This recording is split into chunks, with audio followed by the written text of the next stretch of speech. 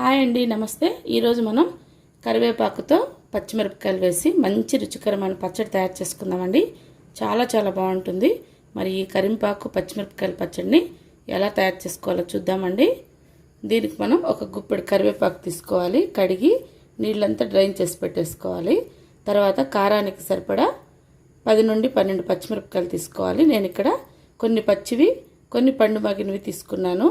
ఒక టమోటో, కొద్దిగా చింతపండు, 10 వెల్లుల్లి రెబ్బలు, ఇంకా కొన్ని వేసుకోవాలండి. నేను పచ్చడి వేయించుకునేటప్పుడు చూపిస్తాను ఏంటేంటో ఎంతెంత వేసుకోవాలో. ఓకే అండి, మరి ఈ రుచికరమైన పచ్చడిని ఎలా ప్రిపేర్ చేసుకోవాలో చూసేద్దాము. వెలిగించుకొని కడాయి పెట్టేసుకొని ఇందులో 2 టీ స్పూన్లు నూనె వేసుకుందాము. నూనె కాగిన తర్వాత 1/2 టీ స్పూను జీలకర్ర, 1 టీ స్పూను ధనియాలు,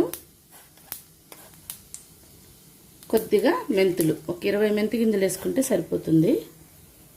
తర్వాత పచ్చిమిరపకాయలు, వీటిని ఇలాగే వేసుకోకుండా తుంచి వేసేసుకోవాలండి. అప్పుడే మనకి వేగినప్పుడు చిట్లు మీద పడకుండా ఉంటుంది.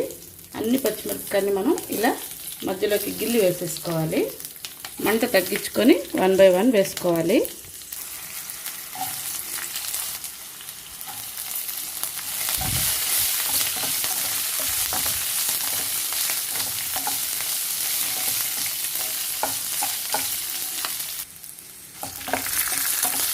పచ్చిమిరపకాయలు 1/2 నిమిషంలో మంచిగా వేగిపోతాయి. తర్వాత మనం ఇందులో కరివేపాకుని వేసేసుకోవాలి.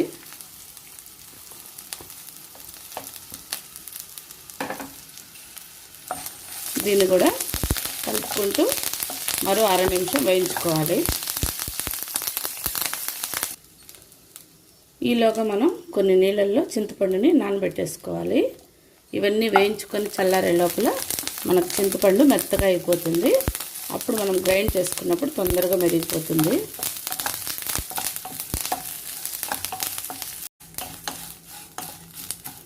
ఈ టైంలోనే వెల్లుల్లిపాయలు కూడా వేసేసుకోవాలి. ఒక్కసారి కలిపి స్టవ్ ఆఫ్ చేసేసుకోవాలి. ఈలోగా మనం ఒక ఉల్లిపాయను కూడా కట్ చేసి పెట్టుకుందాము.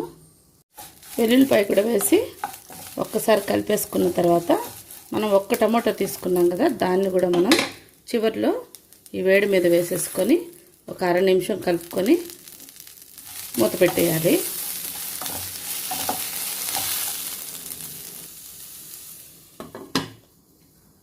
టమాటో కొద్దిగా మెత్తబడేంత వరకు 1 నిమిషం మనం సన్న మంట మీద టమాటోని ఉడికించుకోవాలి.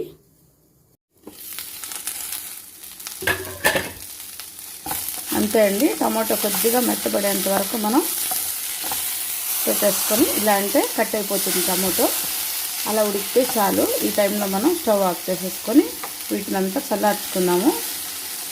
చక్కగా చల్లారిపోయినాయండి. ఒక మిక్సీ గిన్నె తీసుకొని ఈ మిక్సీ గిన్నెలోకి చల్లారిన పచ్చిమిరపకాయలు, టమాటోలు అన్నీ వేయించుకున్నాం కదా, అవన్నీ ఇందులో వేసేసుకోవాలి.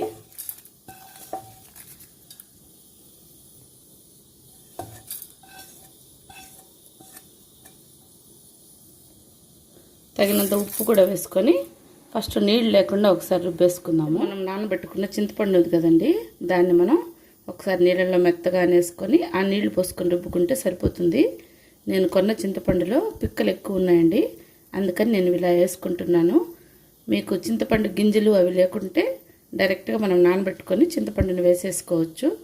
నేనైతే ఇక్కడ దీన్ని మెత్తగా చేసేసుకొని ఆ నీళ్ళని ఇందులో వేసుకుంటున్నాను. ఎందుకంటే గింజలు ఉన్నప్పుడు మిక్సీ పాడైపోతుంది కదండి, అందుకని. సో ఇలా మెత్తగా చేసేసుకున్న చింతపండు గుజ్జుని ఇందులో వేసేసుకుందాం.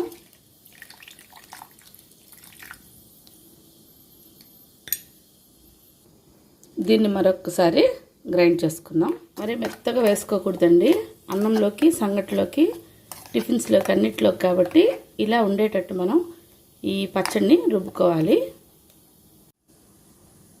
ఇప్పుడు ఇందులో ఒక ఉల్లిపాయ తీసుకుని దాన్ని ఇలా సన్నగా పొడవుగా కట్ చేసేసి వేసేసుకున్న తర్వాత 1 నిమిషం రివర్స్లో జస్ట్ అట్లా వేసి ఆఫ్ చేసేసుకుంటే చాలండి. మిక్సీ ఎక్కువ మెత్తగా మెదిగిపోకూడదు.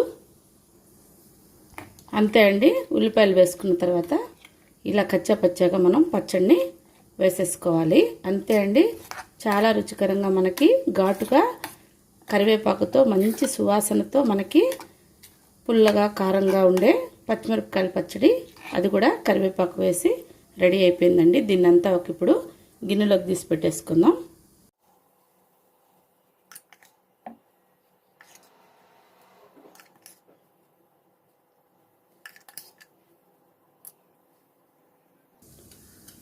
మిక్సీ గిన్నెలో అడుగున కొద్దిగా నీళ్లు వేసి ఆ నీళ్ళని కూడా మనం ఈ పచ్చడిలో కలిపేసుకోవాలి. ఇక పోపు అనేది అస్సలు వేయకూడదండి. ఈ పచ్చడిని అన్నీ వేయించి చేసుకున్నాం కదా, ఇలాగే తినేయాలి. ఒకసారి మొత్తం మిక్స్ చేసుకొని సాల్ట్ చెక్ చేసుకొని సరిపోకపోతే కొద్దిగా సాల్ట్ వేసేసుకొని హ్యాపీగా వేడివేడి అన్నంలో కానీ, సంగట్లో కానీ, ఉప్మా చపాతీ లాంటివి బ్రేక్ఫాస్ట్లోకి కానీ అన్నిట్లోకి తినొచ్చండి. చాలా చాలా బాగుంటుంది. ఒక్కసారి తప్పకుండా ఈ కరివేపాకు పచ్చిమిరపకాయ పచ్చడిని తిని చూడండి. చాలా చాలా బాగుంటుంది. ఓకే అండి, మా ఈ కరివేపాకు పచ్చిమిరపకాయల పచ్చడి మీకు నచ్చినట్లయితే లైక్ చేసి షేర్ చేసి తప్పకుండా సబ్స్క్రైబ్ చేసుకొని పక్కనున్న బెల్ బటన్ని ప్రెస్ చేసి మన ఛానల్లోని మిగతా రెసిపీస్ అన్నీ కూడా ఒకసారి చూసి ట్రై చేసి కామెంట్ కూడా చేయండి. మరో టేస్టీ రెసిపీతో మళ్ళీ కలుద్దాం. Thank you for watching. Bye అండి.